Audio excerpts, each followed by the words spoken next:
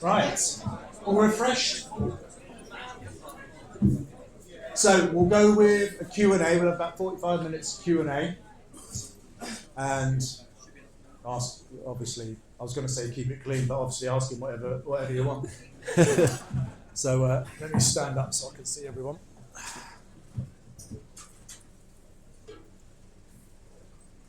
Oh, look how that's worked out. Perfect. Right. Who's first? Don't be shy. Glenn, if you had more patience, you'd be a really good regular international. Yeah. Clearly he thinks so. Or Barcelona. Madrid, Barcelona, one of them. Yeah. It's just I know. I look back and think I was a right winger. It started in Glen Little and I got put out there. I grew up a centre midfield player, and I got put out there really just to do a job. And then 3 man of the matches later, it stuck. So I do look back and I look at the game now with you, Kits. You were just a centre forward, even now, Kits. Yeah. You'd be the out and out one up front. Yeah. But I look back and think I sort of missed out. I just sort of finished where this 4-3-3. So with me being slow, I wouldn't have been a winger. I would have played sort of midfield in the 3 Kits. Yeah, but it didn't affect you necessarily. I mean, we saw it there, but just, I mean, it's a lot of Reading fans' favourite ever Reading goal. Just tell us the Plymouth goal. Talk us through Yeah, that. just actually, when you see it there as well on the video, the boy actually had a bad touch. It was a shocking touch, and it fell to me. And yeah, just that was something I always tried to do. So that was part in training. I used to do it. Then I try and chip Hamer and Feds. Didn't try Marcus because he'd have had me around the neck. But so there's nothing better when you do something all the time. It's something you always try in training, and it comes off in a game. And what you didn't see on the video as well, it happened quite a lot where we were so good. They actually should have gone 1-0 up, Plymouth. And Marcus, I made a say, they hit it straight at him, and then we broke, and 10 seconds later, we'd scored. We did that. We were such. I look at how good we were. The way the game's played now, it's just all these teams that want to play out from the back, split the centre halves, play through midfield. It's possession-based football, but we could do everything, kids, couldn't we? If you wanted a battle and a scrap, okay, we'll do that. If you wanted the end-to-end sort of basketball game, we'll do that. If you wanted to park the bus on us, we put those crosses in, and we had you, Doyley, like even City and Gunnar could arrive from midfield and score. So we had plan A, plan B, plan C, plan D, and that's why we got the points we did, wasn't it? So, yeah, it was something that I never relied on pace, but if I did have it, who knows what you could have done. Yeah, you would have. Yeah. Although I would have had David Beckham in my way. I don't know, that would have been interesting. There was a hand up there. Yes, sir. Can I ask something sort of quite similar to that? We were talking earlier about the way modern football sort of evolved. Back to that people that are right foot playing on the left foot playing on the right. It seemed there was a B international in the season that we went up. It was playing Reading, and Alan Lennon was playing for England, and everybody was singing his praise, saying what a brilliant player he was. But he could run really quick, and he couldn't cross the ball. So what is it about football now that stops people from just going down the wing and crossing the ball, playing right foot on the right? Yeah, they call them the inverted wingers now, don't they? I think something more than anything, people just don't run with the ball really anymore. And if you do, you sort of looked at as that number 10 position where you looked at as a bit of a floater, aren't you? But I just think that the art of being a winger, people can't get to the byline anymore. They're just not good enough. They might not be skillful enough. The athletes now as well at the back, those full-back position, because they're quick, people just can't get down the outside. And another problem, even if they did, if you cross it, I was fortunate that I played in the era, it was 4-4-2 mostly. I had 2 centre forwards. So I never picked you or Doyley or Leroy out. Yeah. I got to the byline, and I just put the ball in Yeah. where it needed to be, Yeah. whether I had to dink it to the back post. But I knew I could dink it back post, there'd be someone there. Yeah. If I put it near post, someone's there. If it was right on the money, 6 yards, 8 yards, middle of the goal, someone was there. So I knew that was my job. So we sort of made each other. Yeah, It's yeah. really, I was more of an assister, not a goal scorer. I needed centre forwards to be able to score, otherwise I didn't get the Yeah. recognition. I was lucky. I was at Burnley. You had Gareth Taylor could head it. Like Ian Moore, Robbie Blake. It's just not only is the wingers a dying breed, it's just centre forwards are a dying breed. There's just no one. I don't know why it is. Like I've spoke to this when I do the radio, and every club I talk about, all everyone says is, yeah, they need if they could sign a centre forward, a goal scorer. Everyone's doing it. Like I saw that the big example where I don't know why it is that we get these kids that they're 6 years old now in these academies. There's millions and millions of pounds being spent on academies. They're 6 years old, you have them all the way through. Centre forward was usually, everyone wants to be a centre forward because you score the goal, you get the money, you get the glory. Kids. Where's all the centre forwards gone? Yeah. Yeah. And I did Burnley, Wout Weghorst, I watched him, he was shocking. Yeah. 20 games, he scored 2 goals for Burnley. They needed goals from him to keep him up. And by the end of the season, last 4 or 5 games, they dropped him to play Ashley Barnes up front. Yeah. And you're thinking, he ends up at Manchester United. Are you kidding me? Yeah. What else? But- Anyone? But how he signed for Manchester United, I don't know. But again, it's like, who do you sign? Yeah. Yeah. Like once Harry Kane's finished and Lewandowski's old, once they go in 2 or 3 years' time, Yeah. who's around, kids? Like like we're talking about inverted wingers. The wingers are a dying breed, and you know more than anyone. Like where are centre forwards? Yeah, going. No, it's true. And this is a bit. And this when I lost my shit on the radio with them, when I watched that game, and I was thinking, bloody, they've drawn 1-1 with some load of shit. I can't remember who it was, and they're all on the floor like struggling to breathe and all. I was thinking, who are you kidding? They've done nothing. Yes. Nothing, honestly. And I was just like. For me, I think football's changed. Football has changed in terms of the crosses don't come from where Glenn used to come from far out. They don't come from there anymore. Where they come from is the lines on the box, on the penalty box. That's where the crosses come from. So you'll see Grealish, not quick, just move it into the box, cut it back, there's Rodri, finish it. They do it every single game, Foden. So that's where the crosses are coming from. And if the crosses are coming from there, Spurs do it, Liverpool do it. But You don't people need- aren't even putting the crosses in either. No, they So won't do it. it's They'll possessions, get there and just cut it back. and come out Yeah, and then yeah. try and thread a little pass and Yeah. little combination. It's just, it is. I don't know like why this is the case because like everyone when you come, everyone wants to be a centre forward. Yeah, So yeah. you think what are these academies doing now? That scoring that season we went up. I think you all nearly got 20 goals, kids. Yeah. Now this I said it last season covering Burnley. We scored 99 goals, and I think you, Doyley, and Leroy scored all close to 20. Yeah. Didn't you? Yeah. Ashley Barnes played centre forward for Burnley and got 8, Yeah. and they nearly broke our record. And Yeah. all the goals they scored, and yet one Teller playing left wing, right wing got 20. Zaruri, I think, got about 12 playing left wing. Benson got about 12 playing right wing. It's just But that's the interesting, wing, the forward type wingers are scoring, and the centre forwards. Yeah, but that's the best part of 60 goals, right? So me, Yeah. Doyle, and Lita, and I don't remember a single one where one of us did it ourselves or turned and ran and no, Yeah. it was all one-touch finish in the box, and you have to have Or the wingers to headers, do that. yeah, You have headers to have and- wingers to do it. Yeah, it's just it's the way the game's changed now. Whether it's for the best, this possession football. Yeah, it's great to see.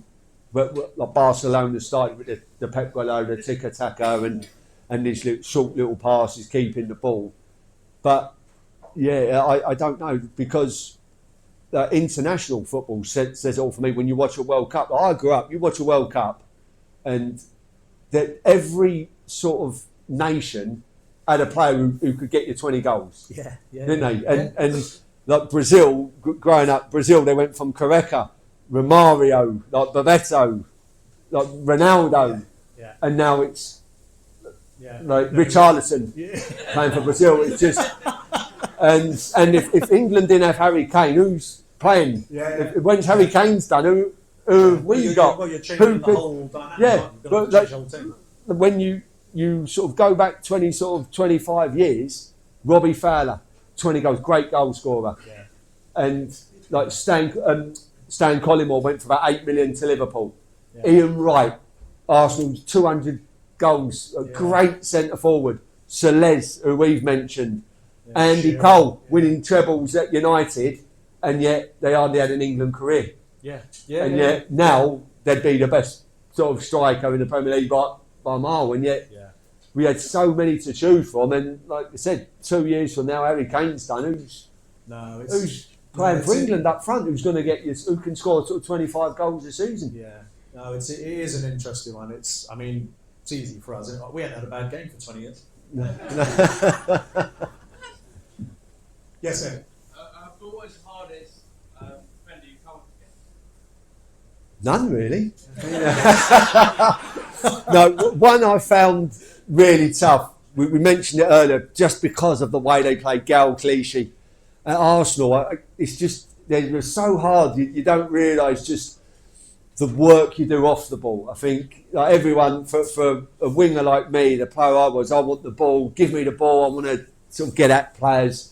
And against Arsenal, you just can't do it. He'd run forward and you'd have to run the 60 yards. You'd get it on the edge of the box. Normally, you close it down the edge of the box and they clear it. Yeah, he would pass it inside and then he'd be up the pitch. And if you didn't run the whole way with him, so you had to go with him, kids, because you know what it's like. You play Arsenal, you let a runner go, the ball's in the net.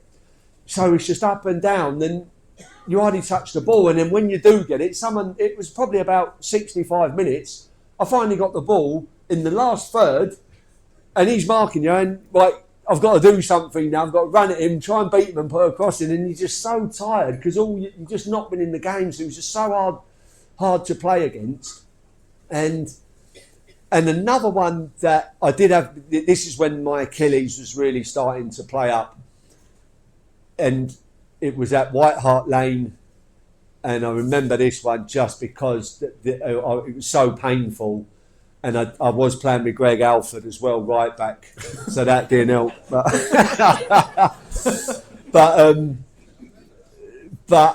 that little like the South Korean, I'm not sure what was the name. You're a Tottenham fan, was it Lee or Lee. Chulun Lee? Yeah. And he was so small. Which most left backs were. That was sort of always the one with me. I was just that 6'3" winger, the only slow 6 foot winger in Premier League history. But usually playing against, other than when you play, say, Charlton or Portsmouth, and Herman the Riderson's playing and treading on your toes and bumping into you and elbowing you. That was horrible playing against Herman. But they were always just like they were usually sort of little and quick, where I was tall and slow.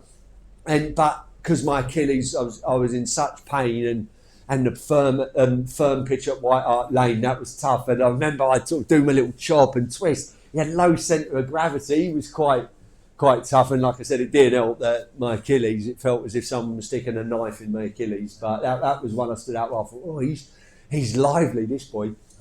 Herman Riderson's a Herman was just horrible. He's Just a strongest man in football, and he was horrible just because he was so awkward. And it was unusual for me because at least because I couldn't head the ball kits. At least if I was playing against those 5'3" left backs, I had a foot on them. I could maybe just scrape winning a header. But with Herman, 6'3", about a stone, and again I'm 14 stone.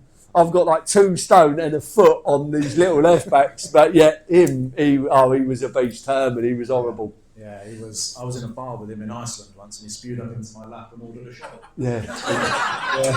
Lovely guy. Yes. After such a great season, going up to 106, what was the expectation going into the Premier League? Did you set yourself a team target to? I thought we'd go down. What about you kids? Honestly, I just thought none of us had really played in the Prem, so I thought, okay, we've gone up, we'll go down. No, I was on a high from scoring. I felt I was playing really, really well, and I set out to be the top scorer in the Premier League. That's what I aimed for. you know. And then if you get 15, then why not? Yeah. Well, it only took me 40 minutes. Yeah. Yeah. Anyway, that's the target I set for myself. I used to do that every season, just try and finish top scorer. And see what happens. I honestly, I was so surprised, but I do remember them saying that how many Premier League teams would have got 106 points. The staff said that, didn't they, when they were trying to sort of plan the season? Yeah. We never made plans. No, Really, we did. The second season We've got and that was a we tried to make lots of plans, but another story. We failed to mention that in the 106 season, a company came in, and when you're talking about psychological sort of analytics, that's just not me. I was always a believer. You're talking on the pitch. All this aim and writing sort of sheets, putting your plans into action. I was just no. It's the psychological. One of the things I felt I was really good at. People talk about ability. That's what the fans see. They watch the games. They look. Oh, a lot of football. Sometimes it's mental as well. You've got to be mentally tough. You've got to sort of thick skin. You've got to be confident. You've got to be professional. You've got to have desire, hunger. There's lots more to it than he's got ability, because we do know there's lots of players that had talent but didn't have a good career because they couldn't sort of do it up there. And I always saw myself as mentally tough. I broke my leg twice, was out for 2 years. No, I'm still going to make it. I signed for Palace. I get moved out to Glen Little in Ireland. I'll prove you wrong, Palace. I come to Burnley. Chris Waddle just didn't pick me for 6 months. We were bottom of the league, still didn't pick me. I'm going to get my chance. And so I was always played with the chip on my shoulder. I'm going to show you. He won't do it in League One. It's all right in Ireland, but he's too slow for League One. I win promotion with Burnley. He won't do it in the Championship because he's not quick enough. He done it in League One. No. So I'm always fighting. No, I'll prove you wrong. And so all this psychological one didn't appeal to me. But we had this company come in with all the write down, mark out how many points you're going to have, how many wins you're going to get, how many goals you're going to score in the 6-game block kits. Yeah. So what happens? They come in, this company. We've blown it the season before, as we've mentioned. We get 106 points. So this company, they're called the Catalyst Company. Yeah. So they look unbelievable. Where Reading were always looked at, bit chokers, keep finishing 7th, lost in the playoffs, and now here we come in. And the one that sticks out more than anything, they give us a 10-game block. There was a few midweek games from November to December. So we're all marking out maybe 5 wins, 3 draws, 2 defeats. Graham Stack, we'll win all 10 here. Stacky, come on, don't be stupid. You don't win all 10. Don't put that in. No, I'm telling you, we'll win all 10. And we did. And we had that run November to December, and we did. And then, so they can say, look what job we've done here. We've come in 106. And then we'll go again. And we nearly, the first season, we just missed out on Europe. So it worked for 2 years. Didn't work the next year. Yeah. Well, that was the other thing with the grievance over the bonuses, because that was 200 grand you spent getting them in. And all they did was come in once a week, sort of sit down. Come in once a week. You're right, lads. Yeah.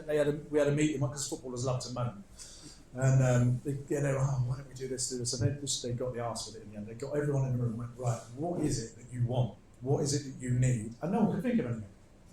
No, it was like a real kind of slap in the face, like, oh, maybe we better stop moaning. No, actually. Kitson, you remember as well, we forgot to mention, he said, we need a word between yourselves when the going gets tough. Say you're sort of 1-0 up and you're hanging on. Someone just say this word and you all go up an extra 10%, and someone wins the tackle and wins the header. And we worked.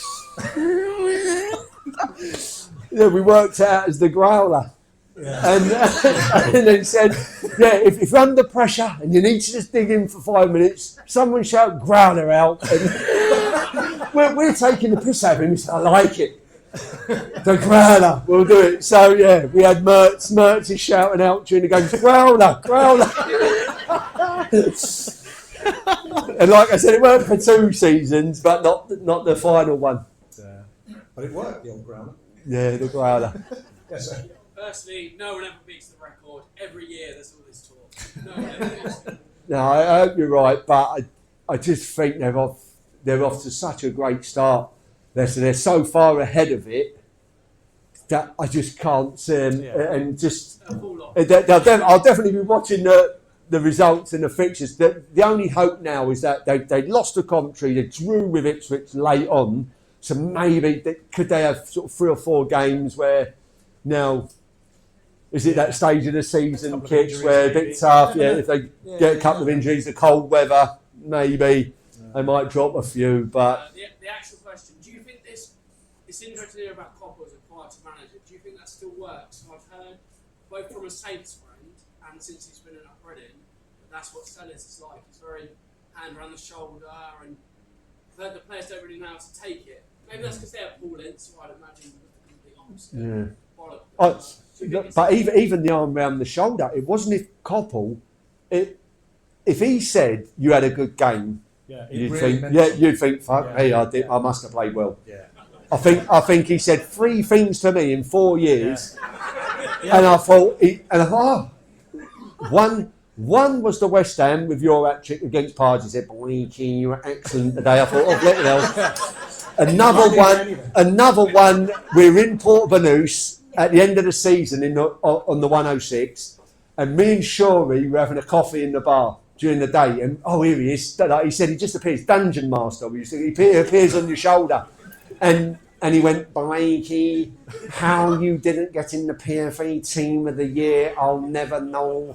You were the most effective player in the Championship this season." I went, "All right, Gaffer." And another one was we played the United game where we drew 1-1 in the FA Cup up at Old Trafford, and we brought them back to the Medeski, and that game, as Kit said, you said earlier, Kit, we were 3-0 down after 5 seconds. I thought it was a bit quicker than that.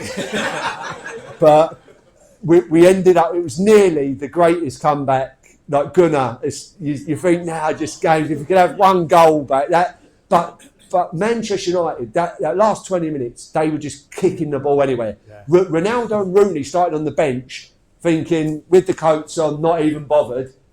No, Rooney on, Ronaldo on. They were getting desperate. They were clearing, and I've never seen Man United just kicking anywhere. And you think we deserved that. I'm gonna hit that one, and it moved, hit the bar.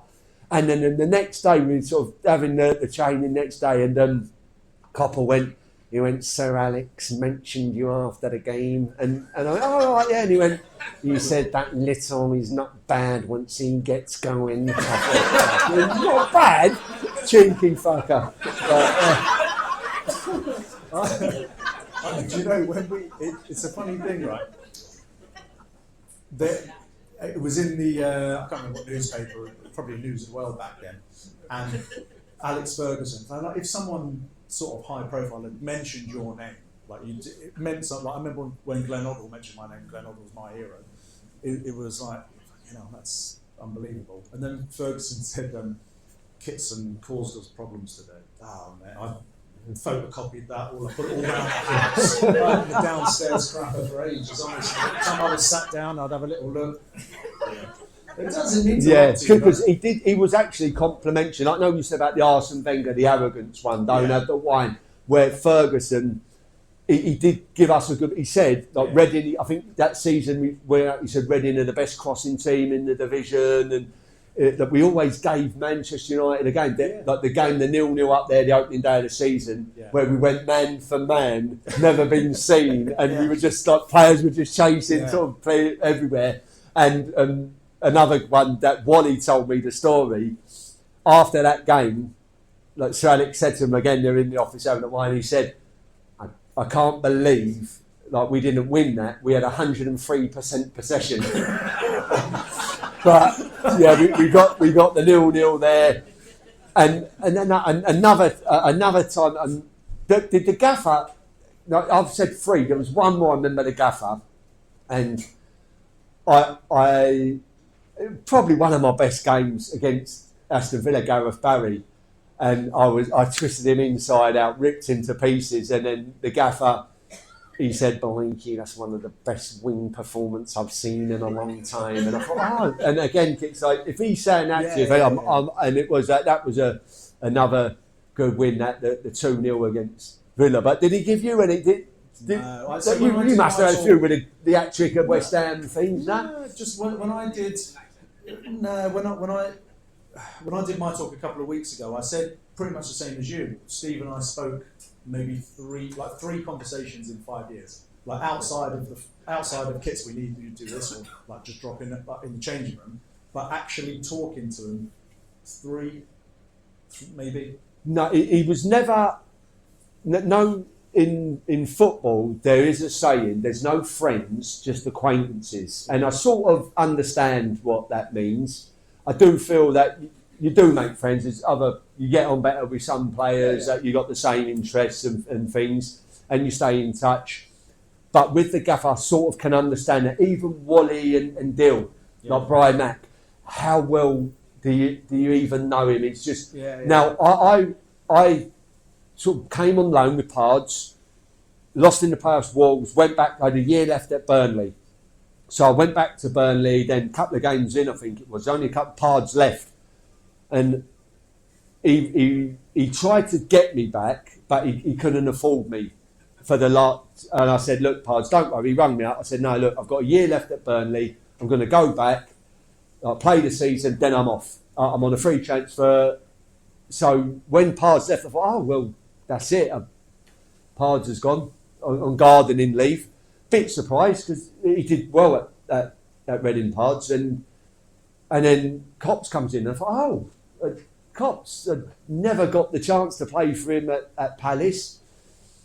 Don't really expect him to sign me, but in January we had Palace, so we've come down, staying in Croydon in the hotel, having my dinner, walking through the bar. Stan turned Coppell, close friends, and he went, come over here, Blakey, and say hello to your gaffer. So I went over, hello, Cops, how are you? And I was saying, how are you getting on? Because he had a tough start. There was some bad defeats. I think there was 5 at Rotherham, was there 3 at home at Wimbledon, was it?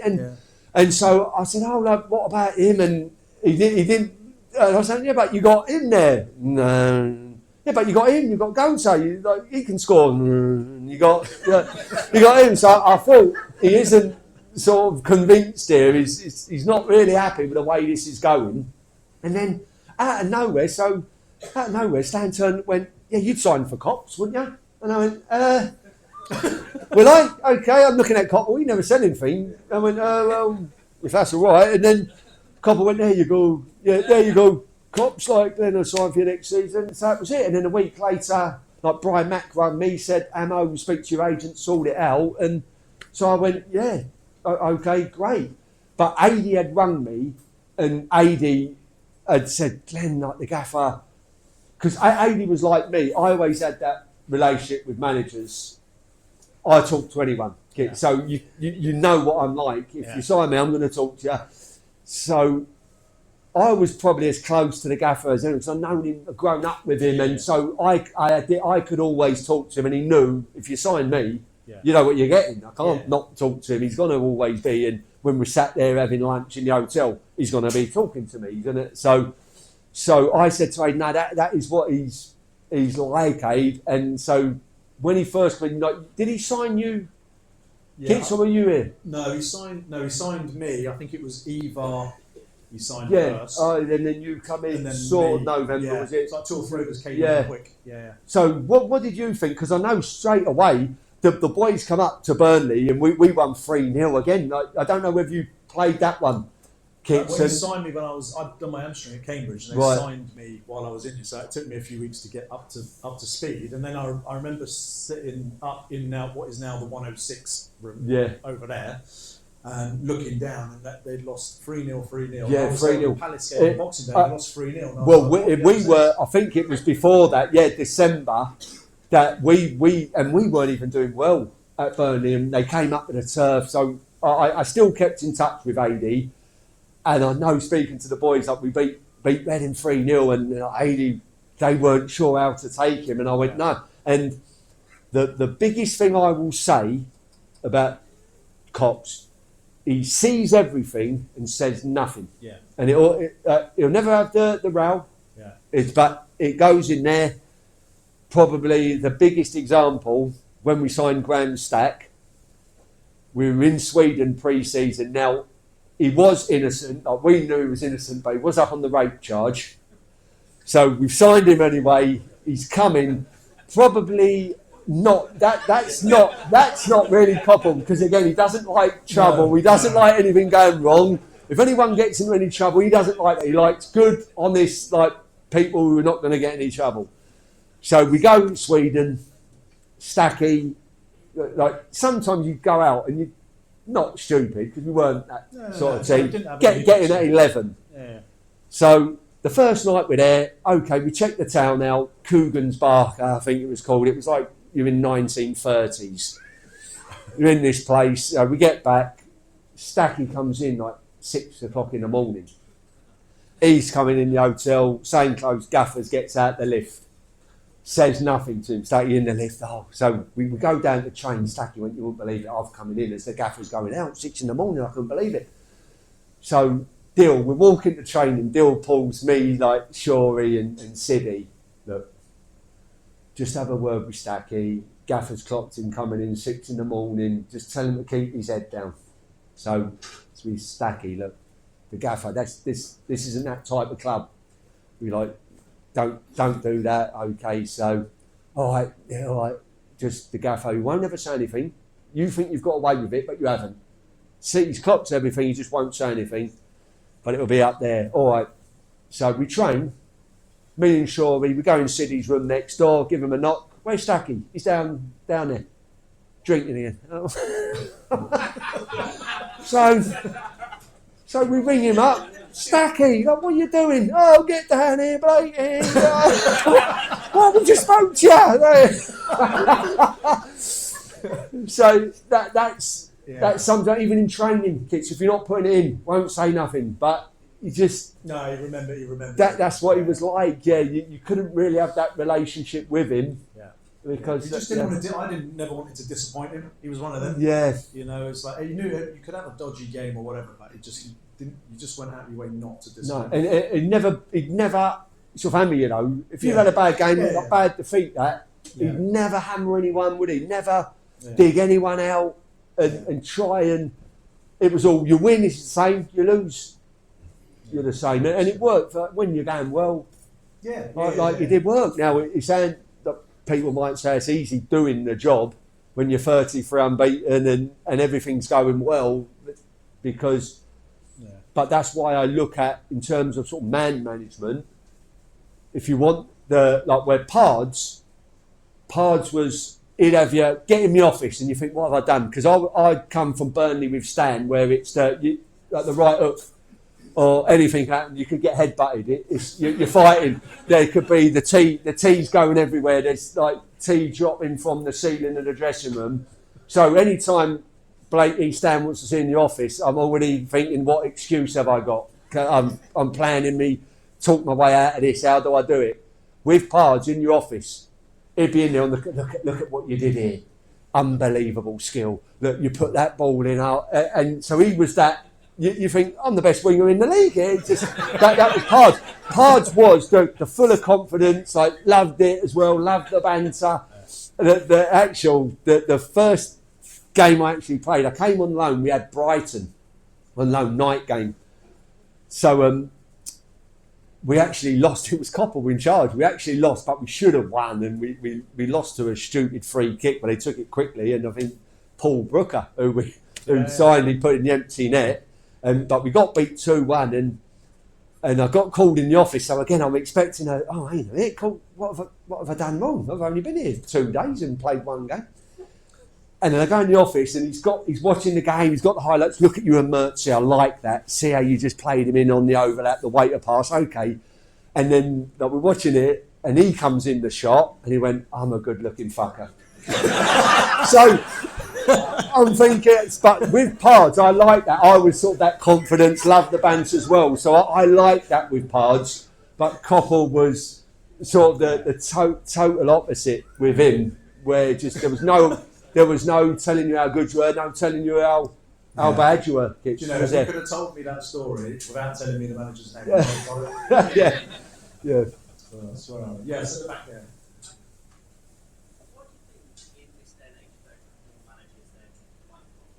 Because you talk about Cobble as all the editing training and things like those stories. Modern day managers are always out on the training pitch, they're always giving advice to young players, how to do this, how to do that. But Cobble was never like that simply, and never really acted like that. Why do you think modern day managers are so it's a bit like American? Yeah, it's old school to be. I personally always felt if I was a manager, Kits, I'm there to manage my coach. Why are you having coaches if you want to do everything and take the training and put all the cones out and say you got to be here, you got to be there? So Cobble done it the right way, I'd say. That he was the manager, and you get your coaches, Dill and Wally, to take the training and do it. But it is the modern day thing, isn't it? Where managers they want to have the tracksuit on and take the training. What I was always really, really impressed with about Steve was he could keep his emotions in check. So that's a big part of it as well. Where you see managers like you see Klopp going on the pitch. There's nothing wrong with it. He's giving it all this to the fans and they love it and it's great. But most of it's about. It seems to me a lot of it is look at me. And Steve was never like that. And maybe to his own detriment in terms of the jobs that he got, because who wins a league with the profile and it isn't in football anymore. Same with Dill, same with Wall. They kind of suffered because of that a little bit. I'm not sure if suffer is the right word, but they were affected by it certainly. Wally Downs was one of the best defensive coaches, is one of the best defensive coaches around, not working. And I always used to think that on the one hand, I respected Steve for being able to keep his emotions in check, because I never could, some real strength, but it had that flip side to it as well. Yeah, I think the biggest thing with Klopp, the intelligence, he had that reputation, he's got the degree, I think, when like before the football, and he was smart, knew the details, Kits, but putting it all together, as we mentioned earlier, just that jigsaw, how he did that was the best thing. Yeah.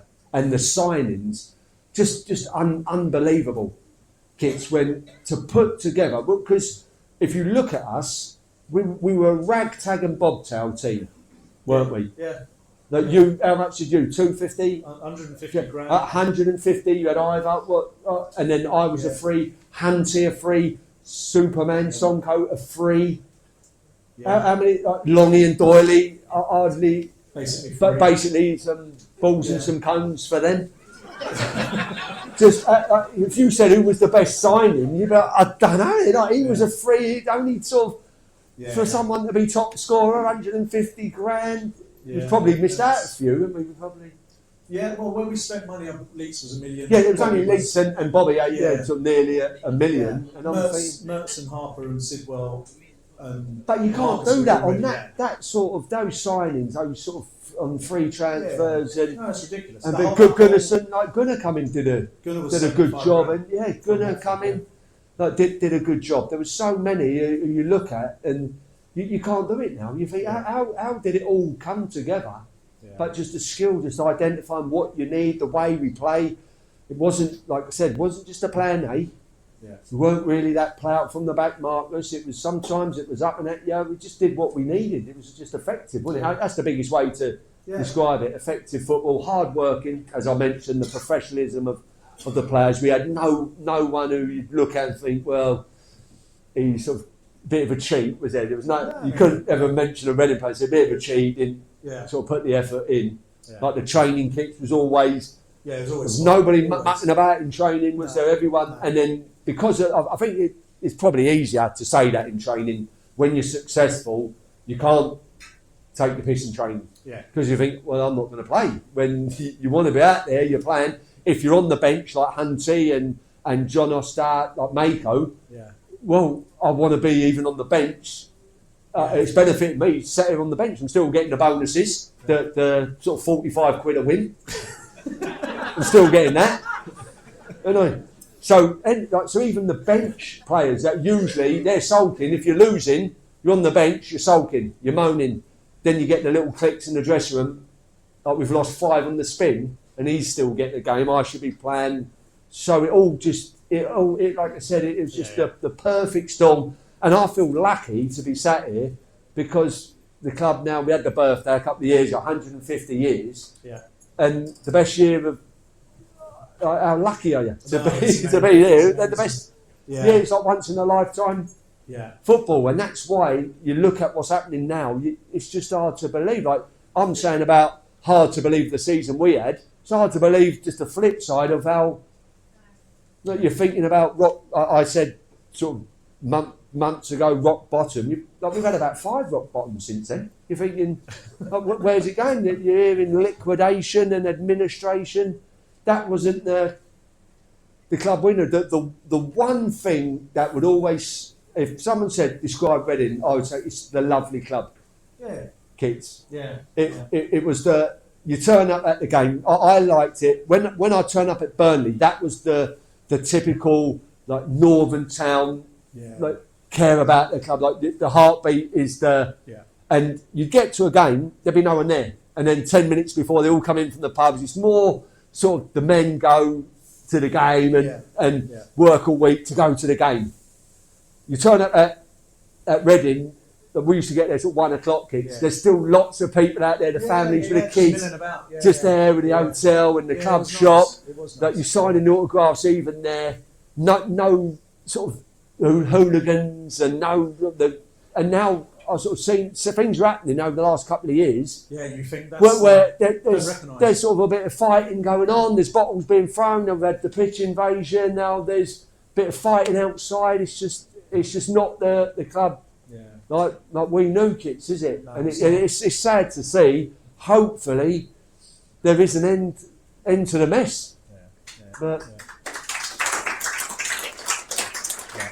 But we don't know why there's no managers like Bumble. We ain't got no idea. Yes, sir. Take you to a happy place now.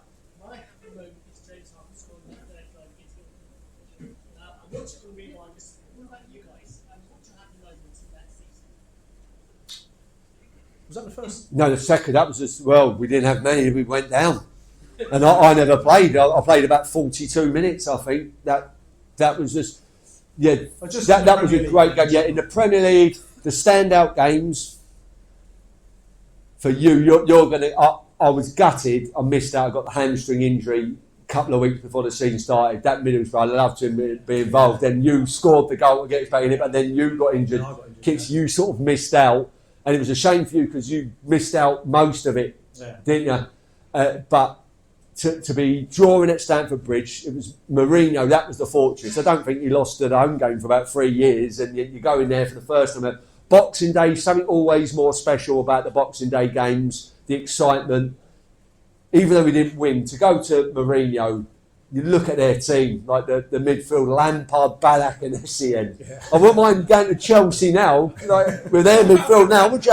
And you got Terry and Carvalho, Drogba up front, like Robin, Iron Robin is like ridiculous. Yeah. So the win against West Ham must have been up there. To beat them to win 6-0 against anyone in the Premier League, great moment. And the best defeat, this is strange, probably one of the best defeats of my career, but we didn't half play well up there. We had probably the 20 minutes in that second half, probably one of the best spells of football we had, and we needed that third goal to kill them off. But the atmosphere, I don't know whether you've been up to Newcastle, St James's Park. That game we lost 3-2. And I actually was coming back from injury. Hunty was struggling, he was injured. So he started, Gaffer said, like, Blakey, you go on the bench. 20 minutes in, we're 1-0 down, and in 5 minutes, Hunty comes off with hamstring. I come on, and we turned it round. Harps might have got 2. I think you did. He slotted one as well. I can remember one he slotted in, and we went 2-1 up, and we came out the second half, and we didn't half play well for 20 minutes, and they turned it round. But the noise, Emery, that little, it was like the Turkish, was it, the Messi? Yeah. He went through about 5 minutes ago, and he hit a 25-yard screamer, and the noise, I remember like getting the goosebumps, and we've lost. But I was like, the noise, they even give sort of 50,000 black and white scarves on the seats that game as well. So that was a night game up there. But that was like probably the best defeat I've ever had. But that first season, yeah, again, it's hard to say if you said what was the better season, the 106 or to have that season in the Premier League. Like, we didn't half get it going after Christmas. We had a spell, like you said, the draw and West Ham, we beat Villa, we went to Fulham and won. We went up to Man City and won 2-0. Yeah. That's one for Leroy, got two good finishes up there. So again, you've gone 106, I'm thinking we'll go down. And just that feeling, like, we're not just going to stay up here.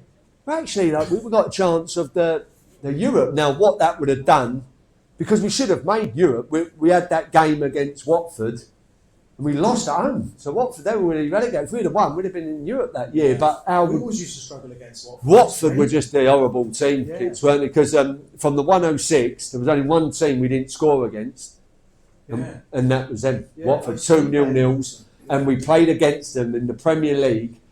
Again, so you're missing it, kids, you're injured, but it was December. I'm on the bench. That was before, I think it was before the Newcastle, so it's my first game back maybe. And it was the worst Premier League. It's got to be up there. One of the worst Premier League games of all time.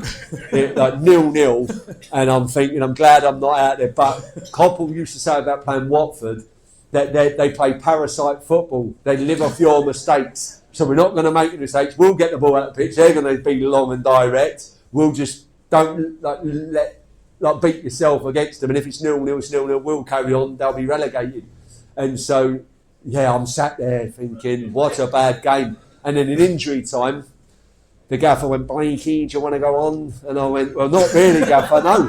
And he went, oh yeah, this is the truth. He went, yeah, but you get the appearance money. Go on then, gaffer. Yeah. I came on in injury time, never even touched the ball. Yeah, came on for 2 minutes, but got the appearance money. I thought, fair enough, gaffer. That's right. It's not your money. You give it out. Right, I think we've got time for one more. Anyone else? Oh, yes. If you could go back, Reading or not, any regrets? One game that you thought. One game. Yeah. I'm pretty bitter about that Luton game we lost. Yeah, so we would have been 45 unbeaten. Yeah. Kids. I'm pretty because Doyley went clean for own goal. Lad took him out. Took him out in the And it should have first been red half. card. Should have been the red over the top. Yeah. If you could have one game.